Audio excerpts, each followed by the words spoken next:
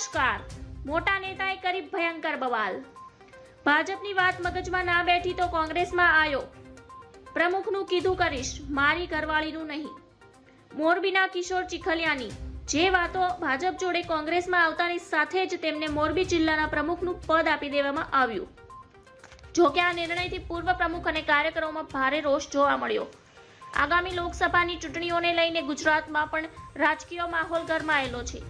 ભારત દ્વારા operation lotus અંતર્ગત એક બાદ કોંગ્રેસ અને આમ આદમી પાર્ટીના નેતાઓનો સંપર્ક કરાતો હોવાની વાતો પણ સામે આવી રહી છે।